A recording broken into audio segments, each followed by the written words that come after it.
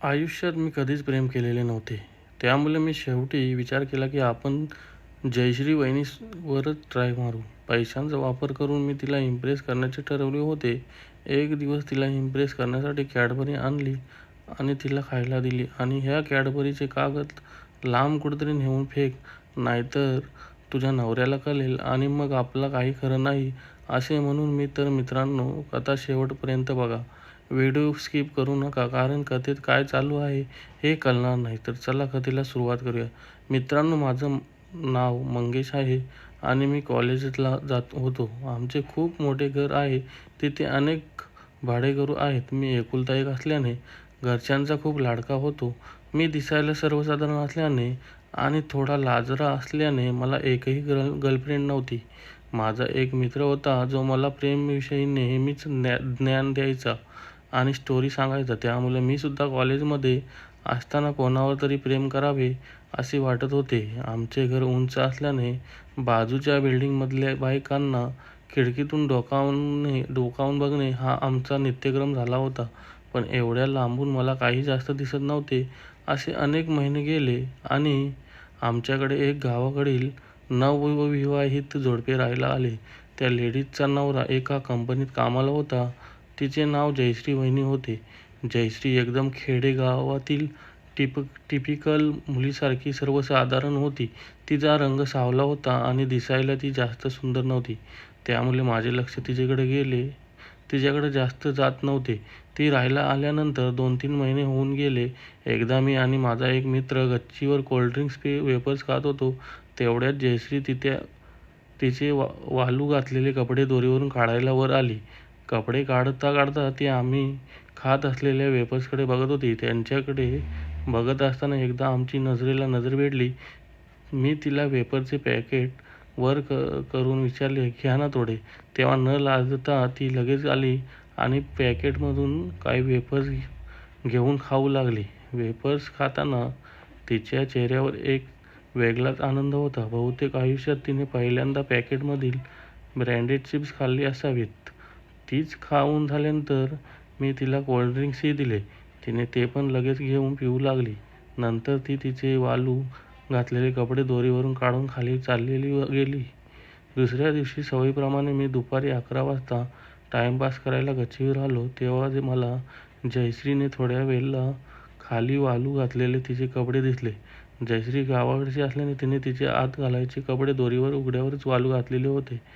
पहिले मी तिकडे दुर्लक्ष केले, पण नंतर मला इच्छा झाली आणि मी तिकडे जाऊन जयश्रीने वालू घातलेले आतले हात लावून बघू लागलो. नंतर मी खाली गेलो आणि माझ्या डोक्यात तेव्हा अनेक विचार येऊ लागले. मला माहीत होते मी दिसायला सर्वसाधारण असल्याने मला कोणतीच मुलगी बोलणार नव्हती आणि त्यामुळे मला करायला मिळण्याचे चान्स खूप कमी होते. आयुष्यात मी कधीच प्रेम केलेले नव्हते. त्यामुळे मी शेवटी विचार केला की आपण जयश्रीवरच ट्राय मारू.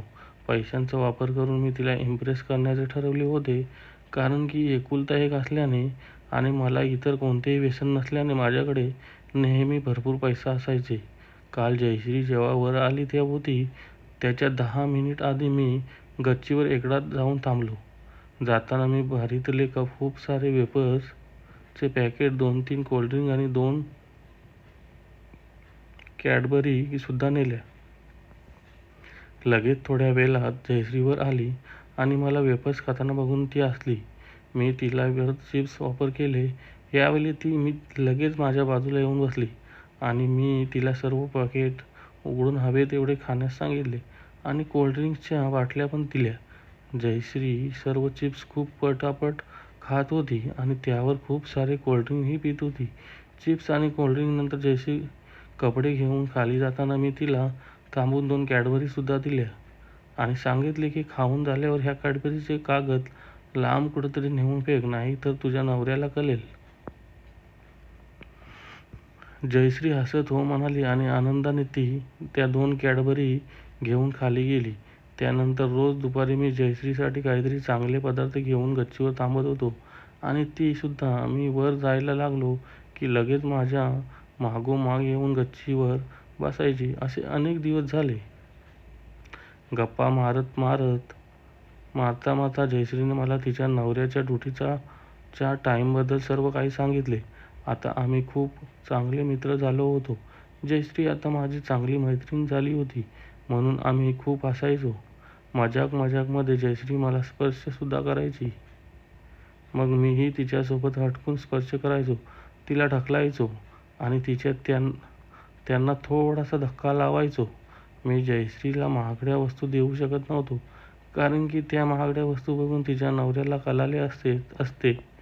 जयश्री गावाकडची असल्यामुळे मी तिला तिच्या आवडीच्या वस्तू पिझ्झा, बर्गर, कोल्ड्रिंक, ज्यूस असे नेहमी आणत राहायचो. पण मला आता काहीही करून जयश्रीसोबत प्रेम करायचे होते.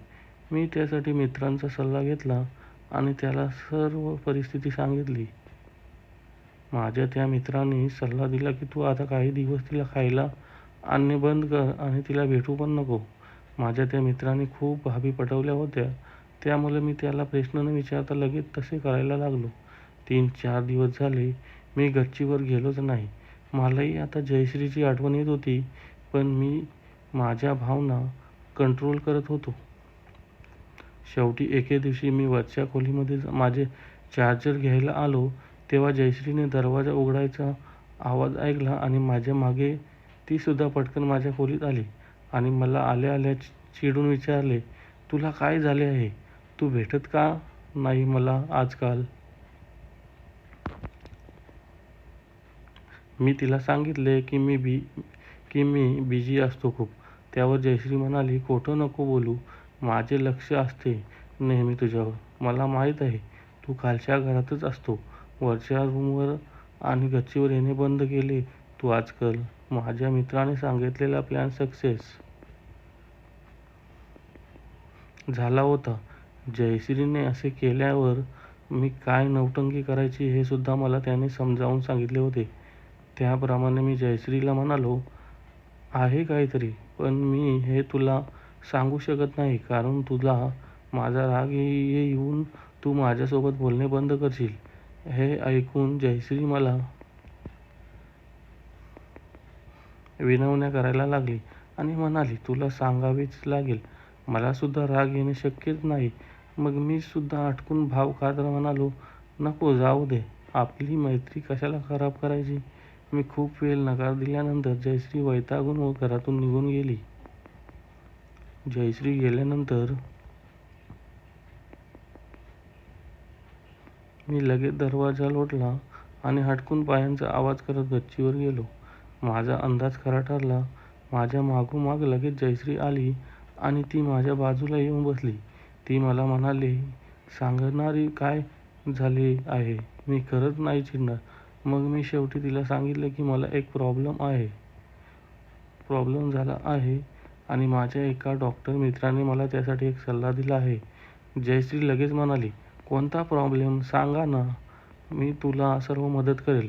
मी म्हणालो की तो प्रॉब्लेम खूपच वेगळा आहे आणि त्याचे सोल्युशन तर त्यापेक्षाही लईच वेगळे आहे. मी जर तुला ते सांगितले तर तू माझ्याशी कायमचे बोलणे बंद करशील. जयश्री तिच्या आईवर खूप प्रेम होतं. जयश्री तिच्या आईची शपथ खात म्हणाली, मी तुझ्याशी बोलणे बिलकुल बंद करणार नाही. सांग तू आता. मग मी जयश्रीला नौटंकी करत खोटं बोलून सांगितलं की माझ्या शरीरात आतून काही प्रॉब्लेम झालेला आहे. तर माझ्या डॉक्टर मित्राचे असे म्हणणे आहे की मी जर एखाद्या लेडीजसोबत प्रेम केले तर तो आजार लवकर बरा होऊ शकतो.